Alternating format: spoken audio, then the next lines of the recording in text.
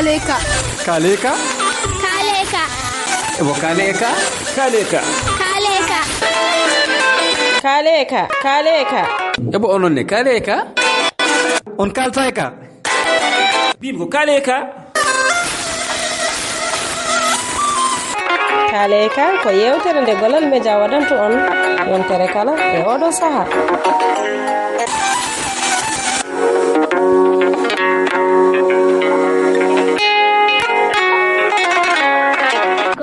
en puɗɗorima inde Allah en juule nelaɗo mo jaam e kisal ngoni mum bandiraɓe musidɓe hettiyankoɓe heeɗiyankoɓe golal média e calsalte mum to gonɗon ene gonirɗon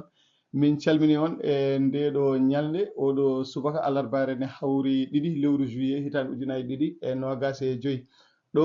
jooɗiɗen e yewtere meɗen kaleka sen mbi kaleka ko joljole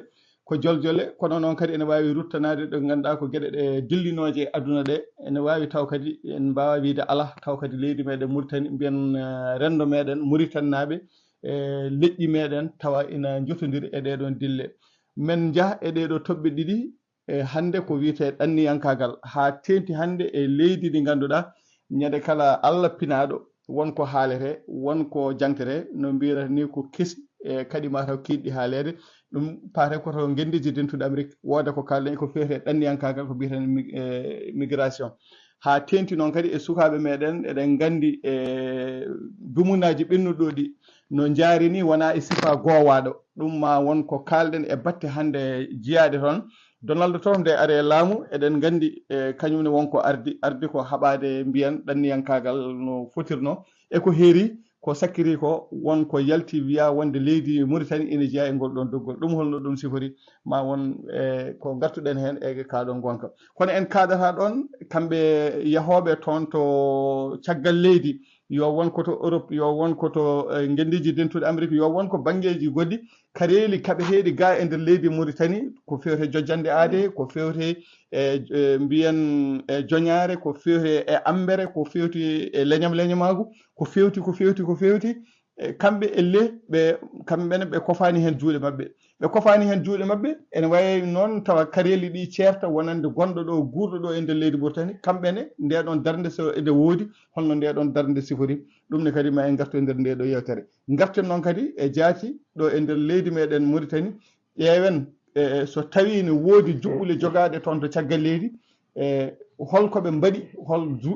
mana juuɗe mabɓe holto tolni e ko dillete ɗo e nder leydi Mauritanie gila koɓe mbiyata social mana gueɗe rendo hani ko yetti gueɗe politique so tawi ina woodi koɓe dillata hen eko nande ɗum oɗon ɗesa famde jahaten koto gendiji dentuɗo Amérique goto e sukaɓe meɗen koye ɓesguji e leydi ɗi jeeya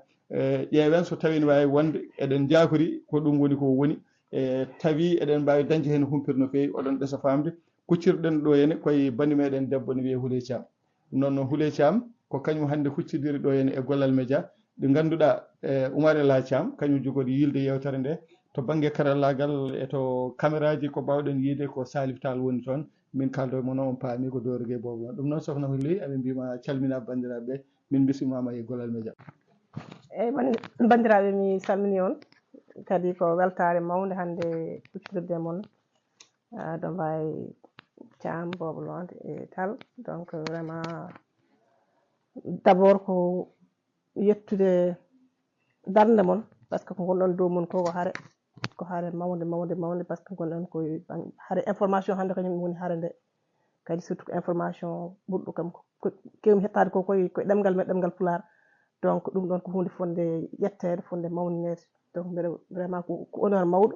arde ɗo hande joddade moon yewtidde moon huccidde e rendo men rendo Mauritanie naaɓe kadi joga wadde interview oɗo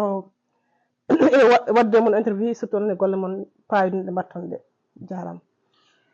jarama Houleye Thiam no dowri wirno nani sikki ala en paami deke koɗo men hannde ko Houleye Thiam mo ganduɗa o jooɗi koto gendiji dentude Amérique to gaga aɗa men natanni yewtere nde bundi muɗum Houleye Thiam ko adi foof Pulaar wi ko dahaɗo laaɓa janngu oɗo saaha to banggue gonka Afrique naaɓe e nder Amérique ha tengti kadi e ɓiɓɓe Mauritanie ni e koye mumen oɗo saaha gonka ɗanngal ha tengti e duuɓi cakiri ɗi hewɓe jeehi toon uuji jalti leydi ndi holko mbawɗa artande min to banggue gonka mabɓe toon holno wayni oɗo saaha Houleye eyyi ɗoma emi salmitimama gongol eyyi ko fati noon e gonka arani en d'une manière générale États-Unis hannde walla dowlaji ƴettuɗi Amérique ha tengti noon kadi e ɓaleɓe walla Mauritanie ko gonka hamnika no fewi saabu no bobo ɗon wi nani Donald Trump kam ko keesi mum kadi fiɗɗo mum haalede ñande fof nde kala nde o fina ko kesum te kesum ɗum ko ɓuuri hen hewde moƴƴani arani en moƴƴani kadi e yimɓe ɓaleɓe d'une manière générale walla kam les gens de couleur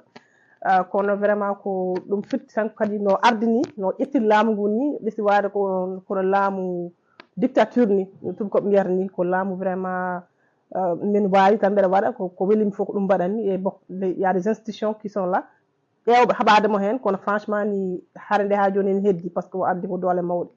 joni noon ko fati noon e immigration de manière générale wona enen tan visa bon ɓe ɓuuri nawtude ni ko yimɓe ummono yiɓe Amérique latine ko ɓen ha ɗo ni ko ɓen ɓuuri nawtede ɓen ɓuuri visede kadi o waɗi ɗumen golle cantorinde vraiment ƴettude yimɓe nawa ɗumen nan ɗumen e prison ngaji walla waddoyo ɗumen leyɗele mumen mais taw jaltata walla des choses comme ça ɗum ɗon foof waɗama nder o ko gueɗe ɗiɗi gueɗe gandel guel ko banggue kam immigration Amérique sa ƴeewi tarik Amérique ɓe meeɗa yidde immigration ɓe maslano tan ha woni ha 1920 walla ko way noon vraiment ɓe jiiɗano ni immigration ɓaleɓe en certain moment noon ɓe mbi kamɓe vraiment ɓe mbi vraiment en ce moment là eɓe jaaɓa hankkadi ɓaleɓe mbattanade Amérique sa ƴeewi tom caggal ɗum waɗi ɗum ɗoji kewɗi il y a beaucoup de gens qui sont contre l'immigration e nder États-Unis donc ɗum ɗon bundi o l'Amérique blanche woni raneɓe ɓen ɓuuri hewde toon en général ɓeɗon gona yimɓe yiɗɓe immigration donc ɗum ɗon koyen gueɗel koko suuɗi woni less eyi gueɗel ɗiɗoɓel ngel ko Trump e hoore mum guila ne waɗa campagne wona ngol ɗo lawol tan ngol ɗo woni deuxiéme mandat makko wona neɗɗo meɗɗo yidde immigré ji walla kam vraiment yimɓe gara to donc way koye mbawi wonde foof kono sa ƴeewi no darde makko kadi haynde premier terme makko nde o haalata haala africain ji o haalni ɗumen vraiment sifima ɗumen sifa mo ala sifa mo moƴƴani donc ɗum ɗon kam holli kam kanko ɓarejo kam o ala e mun haaju te wona hande fuɗɗi guila historiquement hande woni e New York guila wona natane politique o waɗi gueɗe kewɗe ganduɗa kolloje kanko wona neɗɗo jiɗɗo neɗɗo ɓalejo donc ɗeɗon gueɗe ɗiɗi goni lesso base o ko ɗum ɗon eyi gueɗel cakkitingel ngel ko aussi Amérique aussi yimɓe nan fuɗɗo tampude population nan fuɗɗo tampude ɓe prix ji ɓeydima inflation ari gasoil ɓeydima e gueɗe kewɗe donc neɗɗo noon so wonno so hunde musitta e ma tan an ƴewata ko neɗɗo hono ma mbawa jiiɗa wadde ɗum blamé donc kamɓe pour mabɓe gueɗe nan puɗɗo muuse par ce que yimɓe gaari ƴetti liggeyaji mabɓe mbaɗini mbattini alors que à la base sa ƴeewi noon les réseaux sociaux ji mabɓe kamɓe américain ji ɗi hay avant les élections ko ɗum woni koɓe kalannoɓe mbiyanno ko leydi mabɓe yimɓe gaari ha keewi natino potani natirde ƴetti liggeyaji mabɓe mbaɗini mbattini mais so ƴewama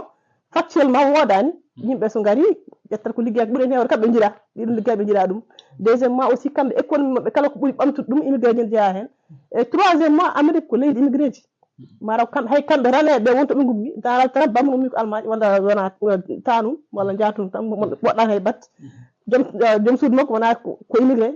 Elon Musk balɗo ha laaño ko immigré jeeya ko South Africa donc vraiment Amérique so ƴewama ko leydi immigré ji kadi kamɓe koɓe tawɓe ɓe tawi ɗon ko Amérique indien en ko ɓen ɓe tawno ɗon ɓe kaɓi ɗumen haɓe kepti leydi mumen ɓe gone leydi mumen donc ande sene haala immigration ɓe sikko ɓen foti haalde wona keddiɗo joni noon ko fewte artiro fayre nde holto tolni sukaɓe meɗen hewɓe ken wona joni kam duuɓi ɗiɗi diwi ko noddirte mir no ɓe noddirta diwde mir gaari toon won hen dañi kayitaji won hen dañani kayitaji won hen goni koye ñawoje won hen holto ɗum tolni hande beele fayre nde ko hunde wuurade eyyi effectivement woni ko mbiyeten le phénomène Nicaragua donc il y a deux ans de cela kam hedde 2023 en fayi 2024 2025 walla early début 2025 kam sukaɓe men kewɓe gaari toon Amérique noon ko ndendadi hay goto wiya hay goto ara hay goto wiya hay goto yo hoot ko enen nendini goto foof so arsugue mum hen dañat bon ko heddi ko noon ko faate no mbiruɗa ni nawti o walla kam kala ko faati e immigration hande hakkillaji ɗi jogui mi wawa jooɗade ɗo mi wiya on maɓe gartir mi wawa jooɗade ɗo mi wiya ɓe gartirtaki par ce que Trump mi wawi haalde hande ɗum ɗo janggo change dans l'état normal des choses taw tan dewɗen ko loi américaine neɗɗo joguiɗo ɓuuri e mabɓe hewde enen suka men arɓe timminani to taw hay timmini duuɓi ɗiɗi ko ɗon haaɗi ko nanniɓe kayitaji ene paada nde nanni kayitaji nde ko gouvernement américain si yiɓe ngari par ce que kañumen goppi ɓe naati ɓe naatiri ko frontiére c'est vrai mais peɗel maɓɓe ƴettama carré maɓɓe ƴettama yiɓɓe ɓe gandi eɓen e systéme ça c'est un deuxièmement ko ɓuuri e maɓɓe heewde kewede ni nanni asile sa nanni asile tu es protégé normalement dans le par les lois internationales et troisièmement ɓe ko juge heeɓi kayitaji maɓɓe ko namnawde maɓɓe walla kam vraiment nannugol molugol maɓɓe pour kam vraiment wawa protégé hande wiiɓe eyi walla ala fof no mbimi ni noon sen ndewi loi taw ko loi normal o normalement ɓeɗon ils sont protégés hande juge ɓe fof wiya eyi min jaɓani on oɗon mbawi wonde leydi ndi walla ala min jaɓanani on koote walla oɗon poti nawtede e ala min jaɓanani on o ala o ko ɗum woni ko jotodiri e politique o walla e tuuna tan koye dosɗe Amérique ko wi e ko wiyani holto jimmi wiide holto influence laamu joni ngu holto tolni e nder oɗo gestion dossier influence laamu joni ngu ko tolni koye fannuji ɗiɗi walla tati fannu gadana o ko kamɓe ɓe laamu ngu walla kam parti républicain d'une manière générale ene sali yimɓe no natiri ni par ce que ɓe mbi ko Joe Biden udditi frontiére uji oppi yimɓe naata ala contrôle ɓe mbi ko criminel uji naati wioloɓe rewɓe naati e goɗɗum e goɗɗum e goɗɗum ñamoɓe dawaɗe ɗum naati donc ɗum ɗon kamɓe kam ko hunde ɓeɓe meeɗi salade en tant que parti ne hayso wona Trump ça c'est un deuxièmement ɓe mbi ko ɗiɗo nannuɓe kayitaji ɓe kadi hayno nannir ni woni hen ko fewani par ce que ɓe woni forme goto ne wiye 589 so jomum remplisi forme o yaade questionnaire bon yaade beaucoup de gens ɓe ganduɗa ɓe mbi Trump kanko haali nendaɓe no woni nda wodani o wi ko woni hen ko fewani ɓeɗon ɗum ɗon o wiyata ɗum ko garbage 589 donc républicain ndi ko noon ɓe mbi kamɓe kam parti maɓɓe walla Trump de manière générale supportoɓe ɗum mbi ko ɓeɗo natirɓe laawol less d'une manière générale walla kam no mbiyeten ni diwɓe miir e haala maɓɓe kamɓe ɓe mbiɓen ko waɗɓe communiqué donc somi jaabima namdal ma Bobo Lone ko fati pourquoi kanko il s'acharne carrément contre des gens comme ça walla kam surtout immigration de manière générale ko kamɓe kam ɓeɗo particulièrement o wi ko Biden udditi frontiére appiɓe ɓe naati ɓe natirni fewani le fait même ko ɓe natira noon ko crime donc on wawi waɗ ɗum poursuivre pour vraiment nanngude ɓe yaltideɓe walla déporté mais sa ƴeewi loi international sono ɗo are frontiére wi komi dogɗo leydam mbeɗen ari moolade dans la loi des conventions internationales oɗon ne foti woppede kadi foti protégé no mbimi ni hande ñaawa fof nde ɗo toɓɓere woni ɗanniyankagal ngal ha tentito toon to Amérique pewten koto dille moɗon onon Mauritanaɓe wonɓe toon walla onon mbiyen Afrique naɓe wonɓe toon kono noon ɓuuri minen himmande min ko ha tenti onon Mauritanaɓe wonɓe toon e dille ɗen dilla toon to banggue social to banggue politique to banggue mana goƴaji guuraɗi holto jaareɗon hen to banggue tawi ene woodi pelle ɗe juɓɓinɗon e kadi holno liggortoɗon Boblom mi salminima gongol kadi mi yettima e namdal ngal bon ko fati noon e dille amen d'une manière générale to dawlaji dentuɗi dille politique et sociale e ko way noon mbeɗa wiya hen gueɗel gotel tan ko diaspora Mauritanaɓe d'une manière générale en tout cas min kam ɓe jokkodirmi ɓe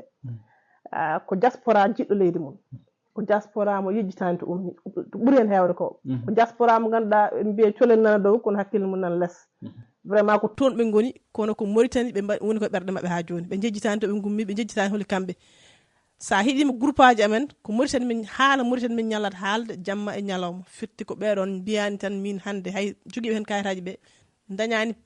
passeport américain tan walla gonti américain jejjittugo min la plupart des gens ko ɓuuri hen hewde vraiment hayso juɓɓudi ndi wonto yettaki sa nani kam eɓe kaala aɗa andi ɓeɗo ko yimɓe yiɓɓe koye mumen yiɓɓe leyɗele mumen goni ko yiilade noon solution holno mbaɗi résoudre oɗon probléme donc mbeɗa yettaɓe hen dans ce sens ewo gueɗel gonguel guel bon min personnellement kam mbeɗa dilla toon e pelle kewɗe seeɗa fedde politique nde gonmi koye FPC ene jogui toon catal FPC Amérique nde woodi to gonmi ɗo Columbus ene jogui ɗon comité de base woni catal Columbus koye ɗeɗon koye ngal ɗon catal dillami dans le cadre des FPC on fait beaucoup d'activités amin pour tentinde aduna o ko wuura ko holɗum ko tentinde aduna ko Mauritanie ko leydi ndi ganduɗa vraiment ala potal justice warani ɗo henne potal warani ɗo henne wonko ittuɗo yimɓe nawi ɗum toon donc dans le cadre des FPC politiquement ko hen gonmi dans le cadre des droits de l'homme won fedde wonde toon ne wiye Mauritanian Network for Human Rights walla mbiyen le réseau mauritanien des droits de l'homme c'est batti e français walla ɗemgal tubankore o nden fedde ne ko fedde vraiment wande fayide darnide gueɗe kewɗe nde sosa ko 2018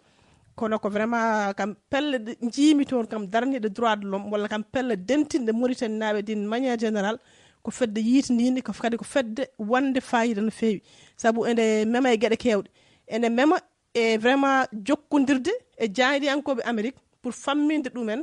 holko itti Mauritanie Mauritanie aɗa andi eɓe keewi wiide Mauritanie gari ha keewi nde wiyete ko Mauritanian Network for Human Rights walla mbiyan fedde Mauritanie le réseau mauritanien des droits de l'homme walla fedde rendinde Mauritanie daraniɓe hakke aade sen kaali pular donc ndeɗon fedde mini nde créa ko 2018 hande komin ardinode les 2 années mi waɗi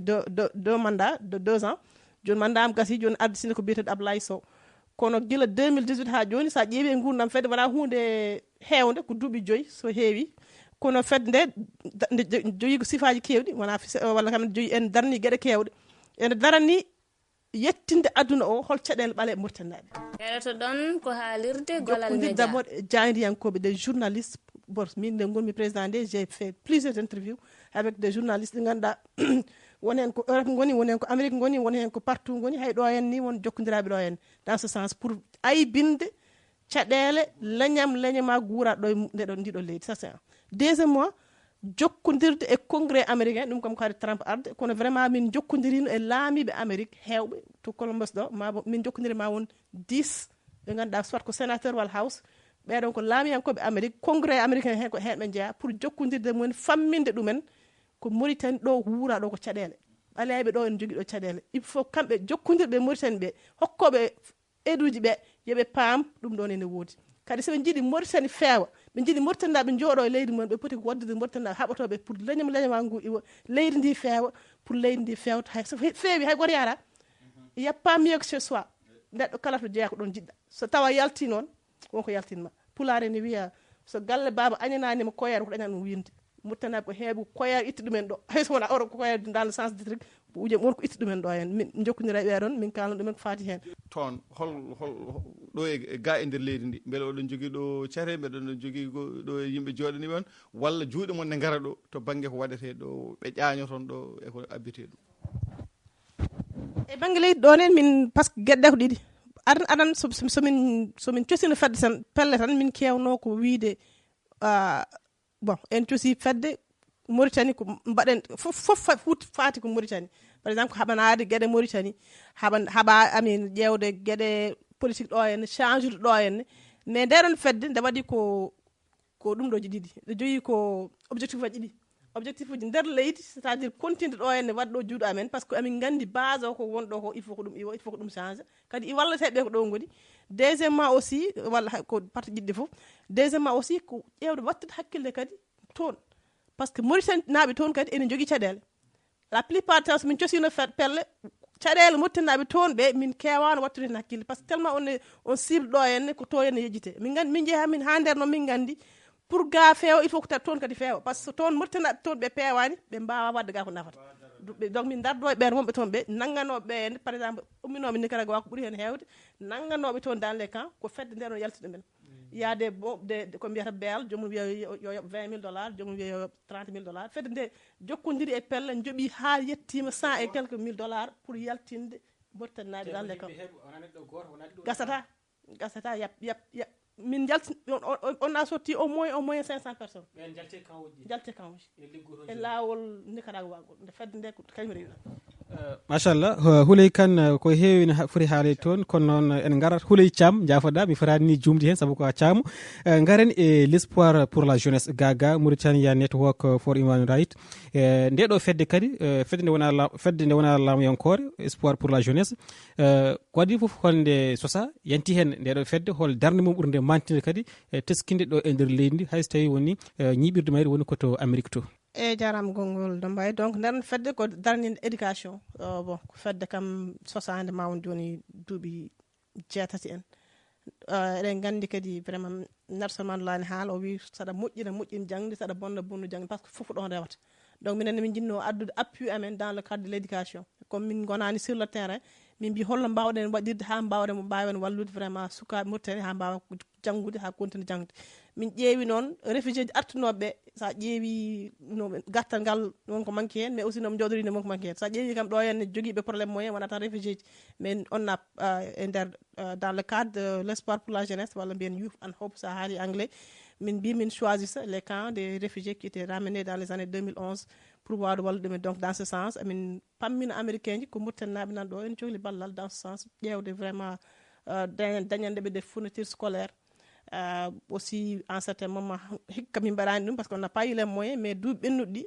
amin ndendinanno hay kaalisaji min nulde ɗum les villages là pour ɓe mbawa waɗande ko wiyete scholarship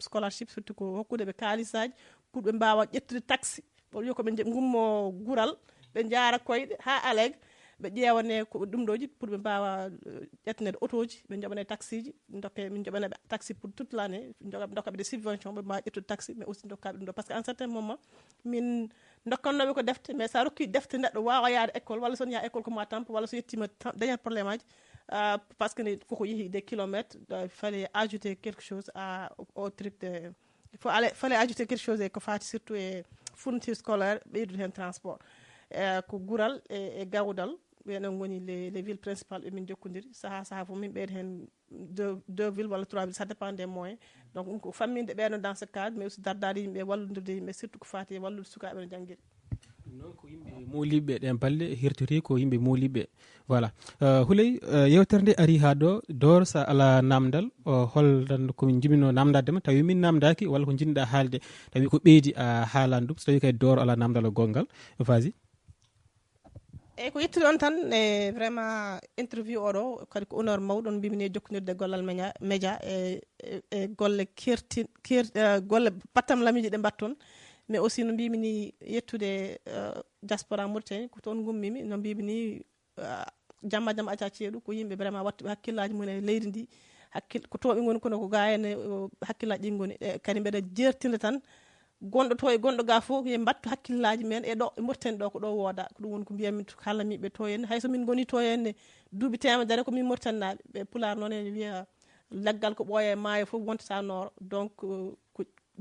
jertinde diaspora o yo wattu ga hen hakkille mais aussi continde haɓade pour changement habde e laamu weeɓani change ude ko foti no leydi weeɓani mais so taw oppaka jamma acca ceeɗum mbeɗa jogui espoir ko leydi ndi ma wood ma ñalawma ar taw ɓalejo e dañde fof jiito hoore mum nder Mauritanie eɗen jettamo no fewi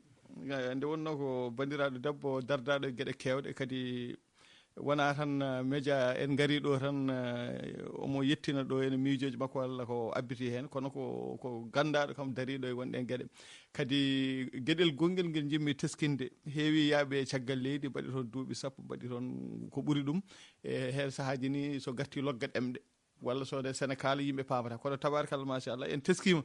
niveau pulaar mo haalata niveau tooɗo niveau moƴƴo niveau très acceptable wona niveau émigré ɓoyɗo États-Unis artane logga ɗemgal walla jaaɗo France arta wonta Touba kono kanko en teskima hay kalande makko somo haala ko pulaar tigui dariɗo mbiɗa sikki enen fof eɗen keɓiɗi ɗum nde wonno goƴa amen koye ɗemgal ngal ɗum waɗimi mi sohlani namdadema no foti duuɓi mbaɗɗa toon kono yimɓe fof ne gandi a ɓooyi toon kono noon kadi ka neɗɗo tinaɗo e kareli guuraɗi ɗi mi wira kareli sababu mi wiya tan kareli goƴaji to banggue politique to banggue ko dillete yo wonko haare ko fewte ɗemɗe yo wonko haare ko fewti e jangde yo rew lawol faggudu e joñare e ambere eko abbiti hen kala kadi ko sukaɓe rewɓe ɓe ganduɗa woni sohlaɓe tigui e darɗe mbaɗe hono ni ko ɓen mbawi ɓusnude ko heewi walla ni eɓe jeeya e ɓurɓe wawde ɓusnude ko heewi ko gonga worɓe ene daari kono noon sukaɓe wona jangguɓe wona fertuɓe wona kadi humpitiɓe ko yehete nde wonno ko sukaɓe goni jibinɓe goni mana wonduɓe ɓesguji wonduɓe sukaɓe ko kañumen nehara ene ɗamina wonde nde ɗo har so tawi ene lutti wonde e juuɗe waaɓe no hono mabɓe ni kadi jiɗɗe ko yo ɓeydo ma wonko daña tigui rigui ɗum noon Houleye Thiam amin mbima Allah jarama jarama kadi ɓooya yaade aɗa jaaƴo minen kadi min peeli koye amen gara ha ɗo woni mataw ko ni tan jotodiral ngal sifori amin jinno waɗe jawte limtinde saabu ko kalɗen ɗo ko foof gueɗe ɗen foof eɗen mbawno wadde hen jawte juɗɗe ha ɓuura yulde tigui rigui ko wayno joni gurdam Donald Trump ko ari laamu ko Kamala Harris holko saabi kaɗa ƴaña ɗum saabu amin gandi hande hen banggue ka Amérique najo ɗo yahano artuɗo foof wondema moftannaade nde ittaani hannde ko toon nguurɗam ma ko toon nguurɗam ɓesgu ma hannde ko toon kono hannde junngo ma nane ɗeɗon geɗe ɗum noon mataw en dokkatmo konngol tan wona cakkitingol ko fewti nguurdam ko wiyete démocrate en hol soynande woni heen beele eɓe ɗamini kam moƴƴere ene wawi arta aɗa andi neɗɗo ina liiɓe e wolde kono taw wona jebbiliɗo ene ɗamini saaha kala ma wonko wayli ɗum noon Allah jaaru heɗoto ɗon ko haalirde Gollal Média eyyi bon en mbawi wiide hannde parti démocrate en eɓe jogui caɗele seeɗa saabu follede walani ça c'est un pour ça irlama e leydi pour piɗɗoɗa ha poussiére o yoyma dartoɗa ha pewta en ƴettatan seeɗa kono min kam personnellement mbeɗa andi vraiment ma parti o dartoyo heddi noon ko il faut koɓe kaltida e koye mabɓe wooda koɓe goppi wooda koɓe naggui ɓe pamodir surtout hakkude mabɓe par ce que hannde waɗi ko ɗis waɗi kono waɗi pacci ni kono waɗi créé effectivement donc ɗum ɗon kam il faut ko ɗum waɗe kono mbeɗa sikki kadi won ɓe goni koye ligguey oɗon ɓe gaynani taw kadi Donald Trump d'un côté o metti heɓde d'un côté kadi o mettani heɓde par ce que kanko gaska makko ka kanko asat ɗum te kaɗo gaska asat so naati no yalta donc mi sikki tan démocrate ne jogui chance uji soɓe kam baddi hen vraiment stratégie seeɗa e ƴoyere seeɗa mbeɗa sikki maɓe dartu kadi soɓe dartima dartu kono fewi mbeɗa ɗamini ɗum moƴƴi bandiraɓe hettiyankoɓe walla mbiyen kadi yeeɓiyankoɓe kaalen e ka en gardama ha ɗo yen wonno koɗo men ko Houleye Thiam mo ganduɗa ko dartiyanke ko yowiti e darnade hakkeji aade kono noon kadi guila to banggue lawnirgol ɗemɗe guendi nde wonno o jooɗi koto Amérique to ko targal kadi hono fedde olan fedde darnide lawɗirgol ɗemɗe guendiji kadi o jaani koye membre hono fondateur en tawi ko sosɓeɓe to banggue karallagal ha mbawɗon yiide min ɗon ko Salif Tall wonanno en toon to banggue haalirde ga en noon ko musidɗo mon Dorogué Bobalonde wondude kadi e Oumar El Hadji Thiam jayri pinal JP on jarama keɗki jaam abki malaki